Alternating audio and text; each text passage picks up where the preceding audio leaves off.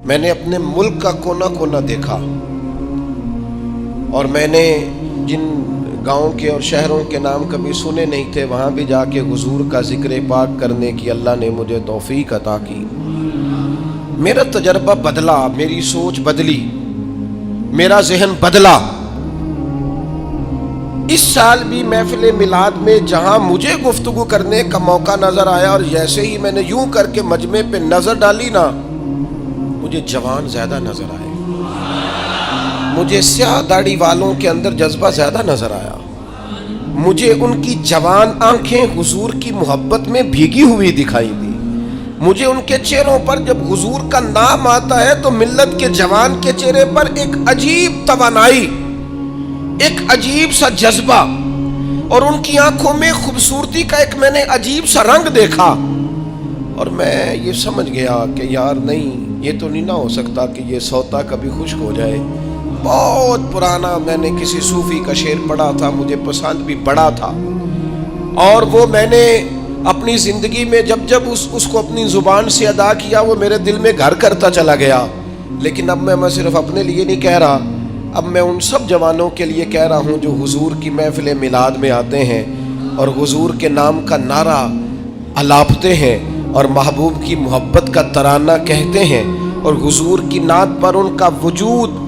ہلتا حرکت کرتا اور جھومتا ہے، ان سب کے لیے کہہ رہا ہوں کہ عشق لگا سی کھیڈاں کھیڈ دینو، عشق لگا سی ایویں کھیڈاں کھیڈ دینو تے کھیڈاں کھیڈ دینو تے پھر مینوں نہ او کھیڈاں بھول گئیاں، میں تے کجل پایا سی یار دے ویکھنے نو، پھر او دی یاد وچ روندیاں ہی ڈول گئیاں۔ حیدر شاہ اس گلی کدے نہ رول دی پر ہن رول دی رول گئیاں۔ میں ایک محفل میں سیڑھیاں چڑھ رہا تھا تو وہ نوجوان بہت زیادہ لپک رہے تھے اور پیار کر رہے تھے اور اپنی محبت کا اظہار کر رہے تھے، تو میں نے اپنے دوستوں کو دیکھا ان کو سنبھالتے ہوئے اور محفل کا نظم قائم کرتے ہوئے۔ تو ایک بزرگ عالم دین جیسے ہی میں اس اسٹیج کی سیڑھیاں چڑھ گیا تو انہوں نے مجھے سینے سے لگایا اور پھر وہ میرے کان میں کہنے لگے یہ جو نوجوان نسل آتی ہے نا حضور کا ذکر سننے، یہ بے موسمہ پھل ہے، بے موسمہ، کہنے لگے یہ بے موسمہ پھل ہے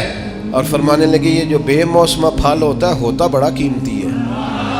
یہ قیمتی پھل ہوتا ہے، اس کی حفاظت ہونی چاہیے، ان کے جذبات کو خوبصورت رستہ دینا چاہیے، ان لوگوں کے لیے ہمیں اچھی راہوں کا تعین کرنا چاہیے، ان کو خوبصورت ٹھنڈا پروقار اور وزادار ماحول ہمیں فراہم کرنا چاہیے۔